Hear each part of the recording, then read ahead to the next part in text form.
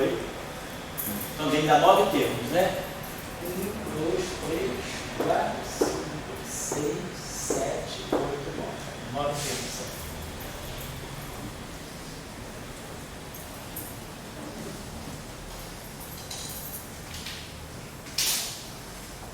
E aí agora menos o potencial. Então o setor de Higgs agora completo menos 1 meio de μ ao quadrado que dá aqui menos 1/4 do lambda que dá aqui ao quadrado. Certo? Agora, premissa. Então o modelo não especificou nada até agora sobre o μ2. Né? A única coisa que a gente sabe, né, que o potencial de Higgs, né, para ele ter um limite, um balde inferior, o lambda tem que ser positivo. Mas o μ2 pode ser positivo ou negativo. Eu não vou retornar aquele discurso que todo mundo sabe. Quer dizer, o lambda tem que ser positivo sempre, para poder garantir um balde inferior. Então, se o μ2 for positivo, o potencial tem essa forma, e se o μ2 for negativo, o potencial tem essa forma. O que nos leva a um mínimo, né, deslocado da simetria, como nós vamos supor agora que vamos dizer, isso a gente tem que ver, isso agora é uma espécie de um calcanhar de Aquiles do modelo. Nós não damos uma justificativa microscópica por que o μ2 ficou negativo. Quer dizer, esse modelo tem duas fases, μ2 positivo, que é a fase de simetria exata, e μ2 negativo, que é a fase de simetria espontaneamente quebrada. Como é que o μ2 pode passar de um valor positivo para o negativo? Então, há uma transição de fase e nós vamos trabalhar. Então, para nós, o interessante desse modelo é trabalhar com a fase em que μ2 seja negativo. Como μ2, qual é a justificativa? Quer dizer, a justificativa não. Tem um princípio, ou tem uma física microscópica, uma física mais fundamental que me leve a um μ2 negativo? Quer dizer, na teoria eletrofraca, não. Então, isso já é um ponto de reflexão, né, para a gente refletir. Então, a gente tem uma limitação do modelo. A gente está impondo uma hipótese que μ2 seja negativo, mas a gente não tem uma teoria microscópica por baixo desse μ2 negativo. Esse μ2 negativo pode vir de uma física mais fundamental. Qual? Aqui a gente não tem. Certo? Então a gente precisa depois ir além do modelo padrão para buscar uma origem microscópica. A teoria de corda de altura que ele pode ser a supergravidade, pode buscar algumas dimensões extras, a gente pode buscar uma origem para esse μ2 negativo, mas por enquanto aqui μ2 é negativo por decreto. Mas por que a gente por que a gente está pegando μ2 negativo? Porque a gente quer, se μ2 for positivo, a gente olhar para esse potencial de Higgs, exatamente, o potencial de Higgs com μ2 positivo é esse, e com μ2 negativo é esse. Então, o mínimo de energia está aqui, na origem. Então, se φ é zero, né, por isso aqui é a origem, né?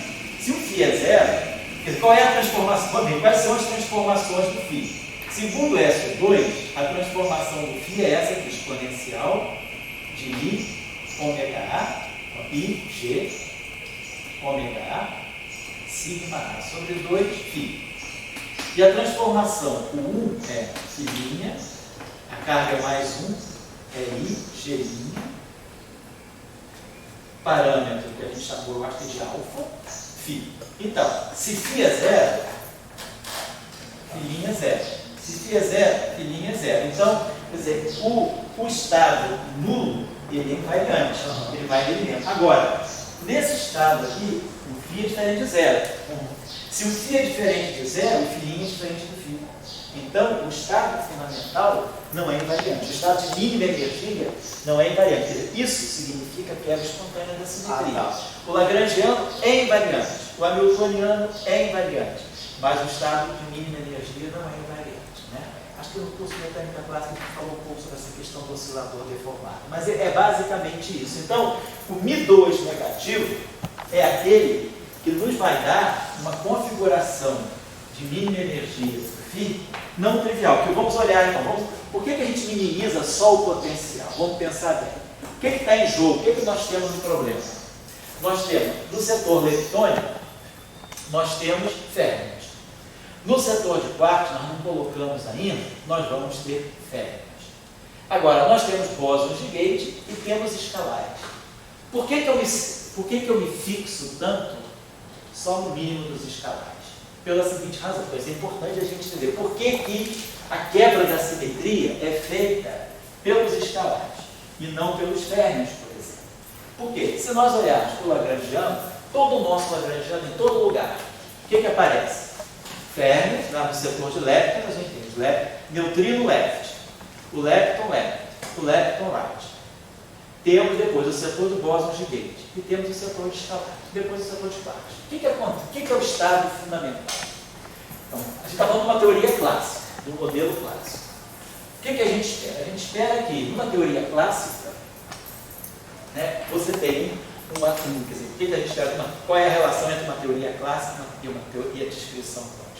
A descrição clássica é que você sempre espera que você tenha um estado de mínima energia, ou vários estados de mínima energia. Pode ter mínimos locais ou mínimo absoluto, mas tem que ter estados de mínima energia. Então, se você tiver, por exemplo, né, um potencial que tenha essa forma, então, ele pode crescer para cá, eu tenho esse mínimo local, tenho esse mínimo local, tenho esse mínimo local, esse mínimo local, esse mínimo local. Meu sistema, então, ele pode flutuar em torno de algum mínimo.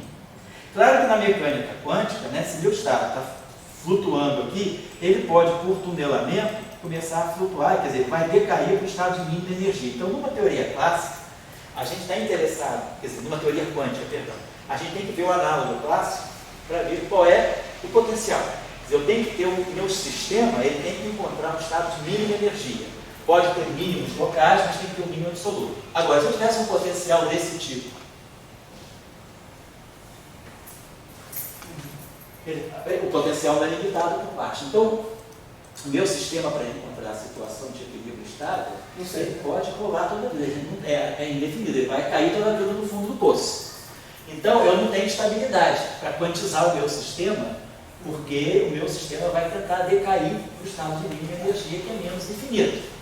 Então, a gente espera que numa teoria clássica, eu tenha potencial limitado por baixo, eu tenho que o lower bound, daqui para baixo não passa, e eu vou quantizar, por exemplo, em torno de uma situação que tem um mínimo local. Ou pode ser um mínimo global também, um mínimo absoluto. Agora, o que vai acontecer com o estado de mínimo? Quem caracteriza? Isso é a teoria clássica. Na teoria quântica, quem que vai caracterizar o estado de mínimo? O valor esperado no vácuo, daquilo que é o vácuo da teoria quântica, de todos os campos. Eu tenho que olhar todos os campos, né, e ver o que vai caracterizar o estado de mínima, o estado do grau de state, o estado de mínima energia do sistema. É todos os campos, naquele estado, tem que ter um valor bem definido. Então a gente procura, a caracterização do estado fundamental é dar o valor esperado no vácuo de todos os campos presentes. Vamos olhar uma coisa, se eu pegar campos de natureza fermiônica, imagine que eu tenho aqui um campo de spin meio. O que a gente espera de um vácuo? O que é o vácuo de uma teoria quântica? O vácuo trivial, não o vácuo topológico, mas o vácuo perturbativo de uma teoria quântica. É aquele estado que tem. Ele é homogêneo espacialmente, portanto ele não tem momento, ele não tem energia e ele não tem carga, ele é um estado neutro. O que a gente espera do estado, do vácuo, chamado vácuo não perturbativo, é que ele seja um estado de momento zero, energia zero, quer dizer, o estado de mínima energia. Então eu localizo, eu posso deslocar a energia do zero, a mínima energia é zero. Então, agora, meu estado, o vácuo, também ele é isotrópico. Eu espero que o vácuo ele não tenha nenhuma direção privilegiada, então ele tem spin zero. Se eu tiver um campo fermiônico, o campo fermiônico tem spin meio. Vou colocar aqui o campo fermiônico de spin meio. Quando ele atuar no vácuo, ele vai dar um estado de spin meio, porque o vácuo tem spin zero. E aí, spin meio é ortogonal a spin zero. Então, no vácuo, a gente espera que, se a gente respeita a simetria de Lorentz, essa simetria de Lorentz aqui está me garantindo que eu tenha essa composição de spin meio, spin zero e spin meio. Então, spin meio, esse cat aqui é ortogonal a esse braço é spin zero. Então, zero é ortogonal a meio. Acabou-se. Então, numa teoria com simetria de Lorentz respeitada, campos fermiônicos, eles não podem adquirir valor esperado no vácuo. O estado de mínimo, então, quer dizer, todos os campos fermiônicos, eles têm valores esperados no vácuo igual a zero. Se eu pegar os campos vetoriais, né, zero, pegar aqui um campo vetorial, um demi qualquer, e aqui o vácuo. Um campo vetorial, ele pode carregar spin 0 e spin 1. Né? Então, se ele, agora, a parte de spin 0 do campo vetorial, ela é longitudinal, quer dizer, a parte de spin 0 do campo vetorial é a sua componente longitudinal. Portanto, a sua componente longitudinal, ela carrega o momento. Né? Então, ela pegaria aqui o momento, né? Eu teria aqui o momento, seria alguma coisa que traria, quer dizer, esse momento aqui do vácuo.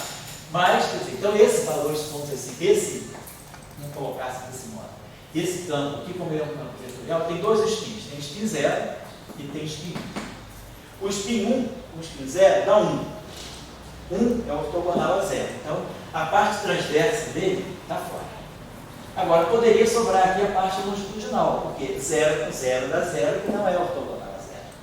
Só que esse campo aqui, a parte longitudinal dele, é proporcional ao seu momento. Né? Quer dizer, ele é do tipo demi, que é a parte longitudinal do campo. É demi sobre d'Alembertiano. Essa é a parte longitudinal do campo. A parte longitudinal do campo, ela carrega esse momento aqui. Como o momento do vácuo é zero, esse campo aqui tendo o momento P, então eu teria P, o momento seria P, que seria ortogonal ao estado de momento zero do vácuo. Então, o campo vetorial, ele não pode ter valor esperado no vácuo, nem na parte de spin 0, nem na parte de spin 1, porque isso aí faria com que eu geraria um estado ortogonal ao vácuo, portanto, o valor esperado é zero. Agora, no campo escalar, não. Que aí é tudo zero. 0 com 0 dá 0 com 0. Então, o que a gente vê numa teoria quântica é que, se nós respeitarmos a simetria relativista, todos os campos de spin, todos os campos que não forem escalares, eles têm que ter o valor esperado no vácuo igual a 0. Então, se nós olharmos para o Lagrangiano em geral, para tirar o estado de mínima energia, o que a gente faz? A gente simplesmente zera todos os campos que têm spin maior que 0. Todos os campos vetoriais, todos os campos fermiônicos, todos os campos tensoriais, qualquer campo com spin maior do que 0, se eu tiver valor esperado no vácuo desse campo, qualquer spin aqui maior do que 0, então esse campo aqui ficou zerado. Aí vai nos sobrar apenas os campos escalares. Mas se nós olharmos os campos escalares, o que vai acontecer no campo escalar? Nós temos a parte cinética, que tem momento, né? Portanto, essa parte que contribui com uma energia positiva, a gente já sabe que a contribuição do termo de Klein-Gordon para a energia do hamiltoniano é φ ponto, Dagger, φ ponto, mais gradiente de φ Dagger, escalar gradiente de φ. Então é algo que é positivo. A parte cinética do campo de Klein-Gordon, ele sempre entra no hamiltoniano com φ ponto ao quadrado mais gradiente de φ ao quadrado. Então ele dá uma contribuição positiva. A única coisa que sobra para a energia é o potencial. Mas o lagrangiano que nós temos é T menos V. Então, o que eu tenho que olhar é esse potencial aqui. Se esse potencial for mínimo, quer dizer, basicamente o que eu estou dizendo é o seguinte: o hamiltoniano dos escalares, né, ele é a parte cinética, φ ponto ao quadrado, a energia de gradiente ao quadrado, mais o potencial. Como isso aqui daria uma contribuição positiva para a energia e outra contribuição positiva, o mínimo do hamiltoniano, o mínimo da energia do setor escalar está no potencial. Quer dizer, quando eu minimizo o potencial, eu na verdade já estou minimizando o próprio hamiltoniano. Então, por isso que a gente minimiza o potencial, joga fora o termo cinético, a gente joga fora todos os termos que não têm spin zero. Então só sobra escalar. Para minimizar, quer dizer, o estado de vácuo de um sistema, qualquer que seja o exemplo, não precisa ser esse exemplo só. qualquer sistema, qualquer teoria de campos que vocês tiverem, se vocês quiserem olhar o estado de mínima energia, zera todos os campos que tem spin não trivial e fica só no setor de escalares. São os escalares que coordenam o vácuo. Então, tem que minimizar o setor de escalares. Porque se desse zero, seria trivial e você não teria informação sobre isso. Exato, se desse zero, aí quer dizer, quando... Então vamos minimizar o potencial. Se o potencial tem essa forma, o campo é nulo. O mínimo, o estado de mínima energia é nulo. E aí a transformação de gate dele é zero também. Zero é transformado em zero. Agora, quando o potencial tem um mínimo deslocado, por exemplo, vamos dizer, alguma coisa assim, se o mínimo está deslocado para cá, então o estado de mínima energia é esse aqui, é esse valor do campo. Então a transformação de gauge dele não é ele mesmo. Então o estado de vácuo não é invariante. Quer dizer, a quebra espontânea da simetria, ela se caracteriza por esse fato que você está, o valor zero, porque quando a gente fala uma teoria quântica de campo, normalmente a gente pensa que o campo já é a flutuação. Mas nem sempre, né? É um problema igual do oscilador harmônico, né? Se eu pegar esse oscilador harmônico, vamos dizer que eu pegasse esse oscilador harmônico aqui, P2 sobre 2N mais 1/2 de KX2 mais 1/2 de GX4. Não que eu tivesse esse oscilador anarmônico.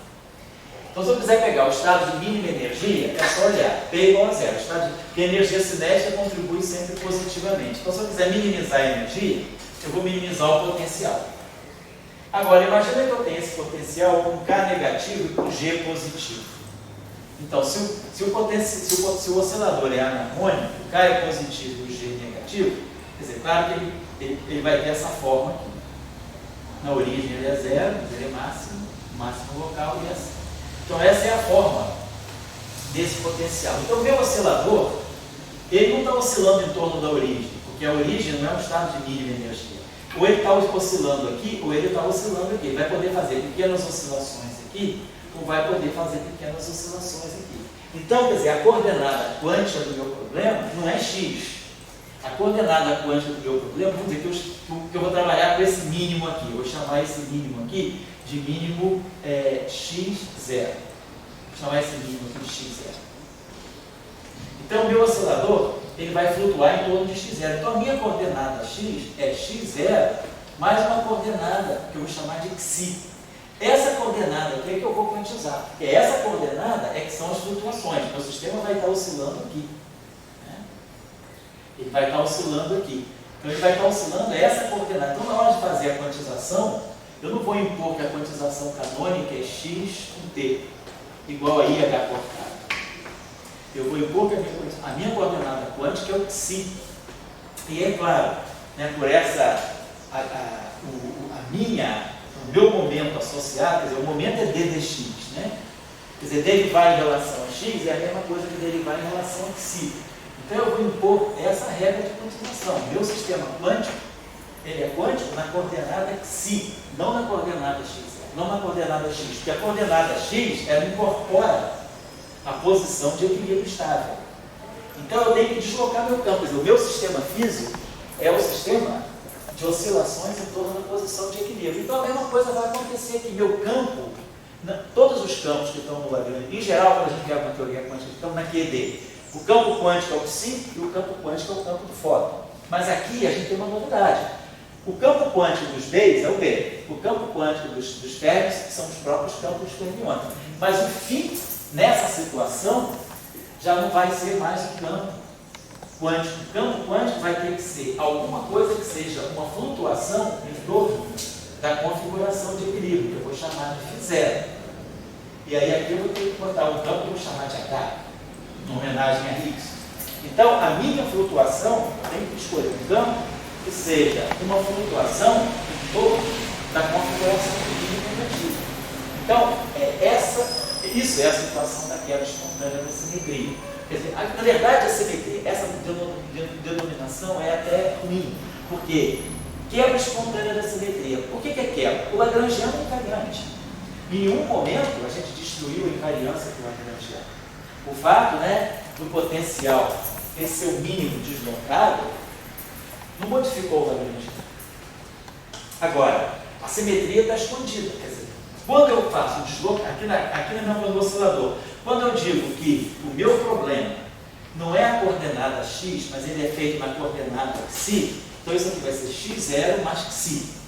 Aí eu substituo isso tudo aqui. Quer dizer, aqui vai ser, botar aqui, esse termo no meio, né? Botar assim, o meio de m x ponto ao quadrado. Se eu agora escrevo o meu problema em termos da coordenada xi, né? Então, a minha coordenada x, quer dizer, o meu problema, ele continua com o mesmo hamiltoniano. A única diferença agora é que o meu sistema vai oscilar em torno de x0, que essa vai ser a coordenada quântica. Então, é nesse sentido que a gente fala que a simetria é quebrada espontaneamente. Quer dizer, a simetria, ela existe no Lagrangiano, quer dizer, x é igual a x0 mais xi. Então, a simetria está aqui, eu não mexi no x. O x, em princípio, é isso aqui. A única coisa que eu vou interpretar com a minha flutuação quântica é o xi. Então, a simetria, ela está no hamiltoniano. Mas o estado fundamental, que é esse estado aqui, ele já não é mais simétrico quando eu troco x por menos x. Esse hamiltoniano aqui é simétrico quando eu troco x por menos x. E a posição de equilíbrio, o x0, mas essa posição agora passou a ser uma posição instável. Quando esse K se torna negativo e o G é positivo, que é exatamente o que está acontecendo aqui, a minha posição de equilíbrio estável é essa. Então, meu sistema vai flutuar aqui. Mas, nessa situação, eu quebrei a simetria quando eu olho para o estado fundamental. Quer dizer, o estado fundamental não é simétrico, é transformado de x0 em menos x0. Eu traria o meu sistema para cá. Então, perdi a simetria no estado fundamental. Mas o hamiltoniano é esse, o hamiltoniano continua invariante. Então, isso é a quebra completa da simetria. É você ter um lagrangiano que é invariante, um hamiltoniano que é invariante, mas o estado fundamental não é invariante. Se o estado fundamental não é invariante, então a gente começa a ver que a gente quebra, né, aquela degenerescência. Né? A gente começa a ter, se o estado fundamental não é invariante, eu perco a estrutura de multiplete. Porque basicamente o que a gente tem, né, é isso aqui. Se eu tenho meu hamiltoniano, meu estado fundamental é psi0. Então essa aqui é a minha energia e o meu estado fundamental. Vamos fazer uma transformação de simetria aqui. Então eu tenho U, H, U W. U, psi0. Igual a E0, U, psi0. Então, meu hamiltoniano continua invariante. Né? Então, se meu hamiltoniano é invariante, e aí eu tenho esses estados aqui, se meu estado aqui, se esse estado aqui for, se essa simetria aqui, digamos, se eu tiver na situação de simetria exata, quando eu tenho um estado, esse estado aqui, se esse estado aqui, vamos trazer até isso aqui, vamos dizer que eu tenho uma energia E. Se eu tenho uma energia E, então eu tenho estados transformados com a mesma energia, eu tenho a estrutura de multiplete. Essa energia e uma energia excitada, né, eu tenho um estado fundamental. Mas agora, para o meu estado fundamental, vou colocar assim, eu tenho o meu estado fundamental, a minha energia seria a energia do estado fundamental e esse estado fundamental aqui. Se meu estado fundamental agora deixa de ser invariante, eu vou colocar aqui o Dagger, o psi0. É 0, o psi0. Se meu estado fundamental é invariante, o psi0 é igual a psi0, eu posso tirar esse psi0 igual. E o hamiltoniano é invariante, então eu teria um estado fundamental único. Se agora eu tenho meu estado fundamental não invariante, eu tenho uma degenerescência de estados fundamentais, que é o que está acontecendo aqui. Eu tenho dois estados fundamentais nesse exemplo aqui, esse e esse. Então eu tenho uma degenerescência de estados fundamentais. O sistema quântico, ele só flutua em torno de um certo estado. Porque o meu sistema quântico, ele não vai flutuar simultaneamente em torno de dois estados. Ele vai ter que escolher um estado fundamental, eu escolho esse estado e ele flutua aqui, ou eu escolho esse e ele flutua esse. Quando você escolhe um estado fundamental, é que você diz, eu quebrei a simetria porque meu sistema teve que escolher um estado fundamental para começar a oscilar em torno dele. Então, o problema com quebra espontânea da simetria, devido ao estado fundamental não ser invariante, vão aparecer mais estados fundamentais. E aí o meu sistema precisa escolher um dele para oscilar. Então, essa que é a questão da quebra espontânea da simetria. Eu acho que o que é fundamental aqui Mas eu não estou ensinando isso nesse curso, estou supondo que nesse curso a gente já falou de queda espontânea da simetria ou algum outro curso. Eu estou só revendo aqui e chamando a atenção para um fato importante, né, que é a necessidade, numa teoria de campos, a gente fixar o estado de mínima energia pelos escalares. Porque os escalares é que vão poder ter valores esperados no vácuo diferente de zero, sem quebrar a simetria de Lorentz. Se eu tiver um campo aqui, um spin diferente de zero, tomando o valor esperado no vácuo não trivial, isso significa que eu quebrei a simetria de Lorentz, porque um spin diferente de zero atuando no vácuo vai dar o próprio spin diferente de zero. Agora, se esse spin diferente de zero não é ortogonal ao vácuo, que tem spin zero, quer dizer, se um spin diferente de zero não é ortogonal ao spin zero, eu quebrei a simetria. Quebrei a simetria é só 3, portanto eu quebrei Lorentz. Então essa é a situação. Então o que nós vamos ter que fazer? Se nós estamos trabalhando nessa situação, então vamos olhar o potencial. Então eu vou precisar minimizar só esse potencial. O que dá no lagrangiano é menos V. Então, quer dizer, o meu potencial escalar é esse aqui, é um sinal positivo. É 1 meio de μ2 módulo de φ ao quadrado mais 1/4 de lambda módulo de φ a quadrado. μ2 negativo, lambda positivo. Então, vamos minimizar esse potencial. Minimizar, vamos ver qual é o valor, vamos variar em relação ao módulo de φ. Então, vai ficar μ2 módulo de φ, fica 2, que vai cancelar com esse 2 módulo de φ, mais o 4, que vai... Estou minimizando, estou derivando em relação ao módulo de φ. Módulo de φ é terceiro. Então, tenho que igualar isso aqui a zero. Então, uma solução disso aqui igual a zero é módulo de φ igual a zero. Mas módulo de φ igual a zero a gente já sabe. Ele zera a primeira derivada, mas ele é um máximo local. Ele não é um mínimo local. Então, a solução que nos resta é essa aqui. Módulo de φ igual a raiz quadrada de menos μ2 sobre lambda. Então, o meu campo φ é um campo complexo, né? Com esse módulo aí. Então, vou apagar, deixa eu ver aqui, eu posso apagar, vou apagar isso aqui não, e depois a gente vai.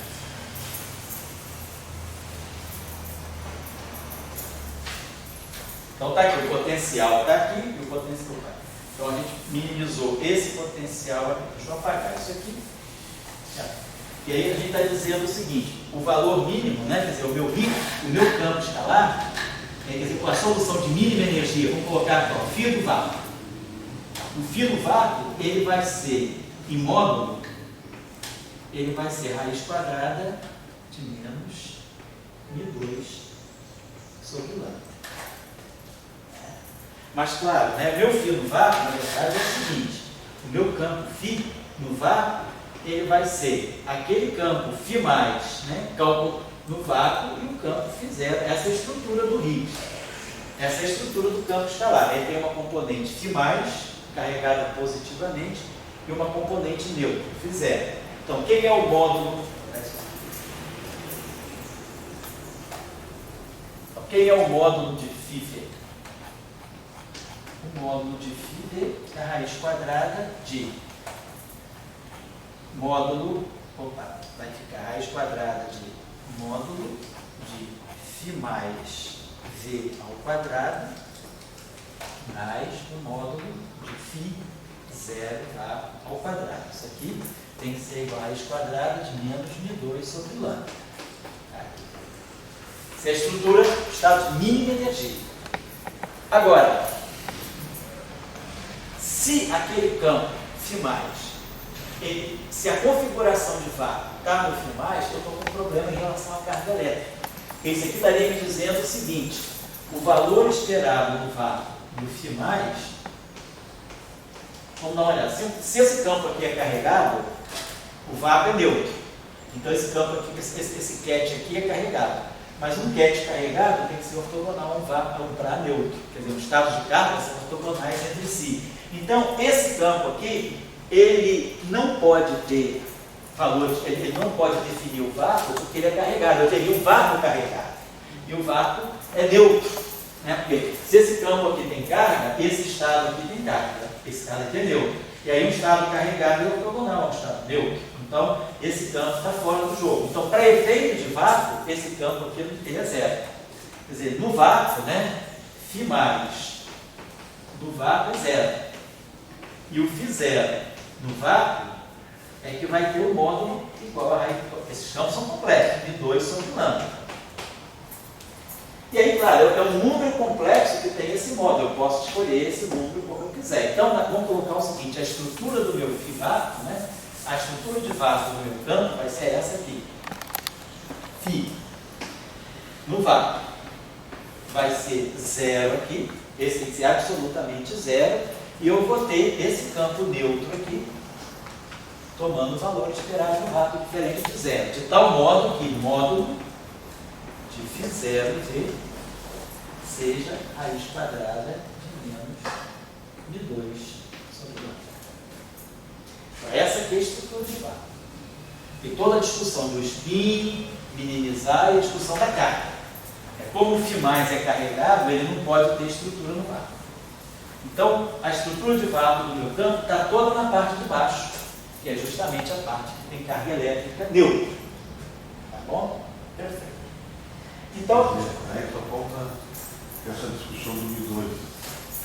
Você, em 2014, você falou com o senhor Eduardo Ritter, estava estudando o MI2, se é positivo, negativo. Isso, a gente está procurando uma razão para, quer dizer, dentro do modelo padrão, você coloca o MI2 negativo por decreto. Agora a questão é, você consegue ter uma teoria microscópica para ter um MI2 negativo?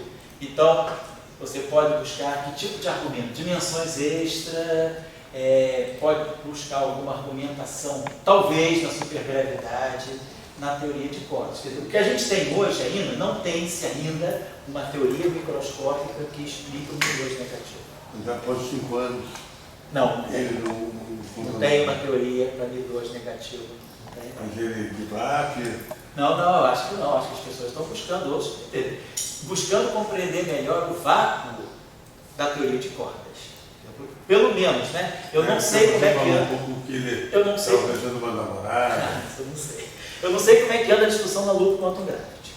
Mas assim, na teoria de cordas, né? Quer dizer, você está buscando uma razão para ter esse MI2 negativo. Nós não temos uma teoria microscópica para o MI2 negativo. Quer dizer, você precisa ter uma física nova para tentar explicar esse MI2 negativo. Tem toda uma discussão aí de efeito de temperatura, tem discussão também de você considerar efeito de gravitação, mas assim, não tem uma discussão conclusiva. A gente ainda tem essa arbitrariedade nesse parâmetro MI2. Essa discussão de temperatura e efeito de gravidade é na teoria dos cordas ou não? Não, na teoria de campo não, sem teoria de cordas. Não é cordas com temperatura, não. É você ter temperatura finita na teoria de campo, efeito de temperatura. Mas a teoria de cordas, ela dá ela tem alguma explicação plausível? Ou Não, ela tem um problema sério justamente na definição do que é o estado fundamental. É extremamente degenerado. Você não consegue fixar um estado fundamental. Você tem, assim, é o chamado problema, é o landscape problem, o problema da paisagem, que você tem um número infinito, um número extremamente grande de vácuos. Bom, então, o que nós temos que fazer agora? Nós temos que pensar o seguinte: o campo quântico já não é mais φ. A gente vai ter que pensar o seguinte: o nosso campo φ, ele vai ter que ser o φ de vácuo mais um outro campo aqui, vou chamar de φ chapéu. Posso chamar? Vamos chamar de φ chapéu, só para não ter. Esse campo aqui. Então, esse campo aqui vai ser um campo quântico. Tem que fazer exatamente isso. Quer dizer, meu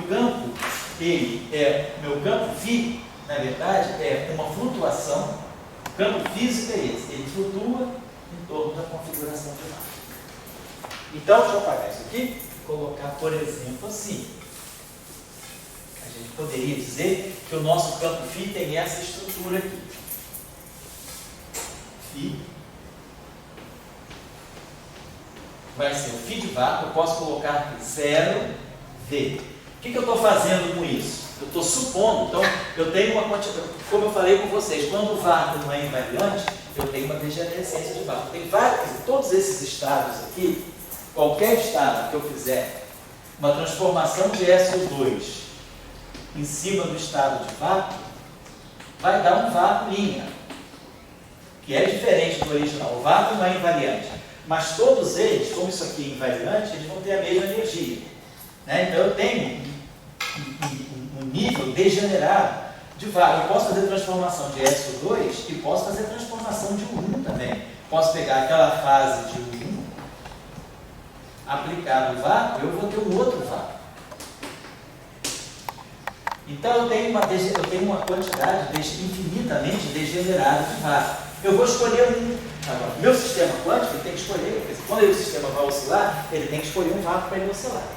Essa é uma questão, em teoria de campo, discutível. Será que a teoria quântica construída em torno de um vácuo, ela coincide com a teoria quântica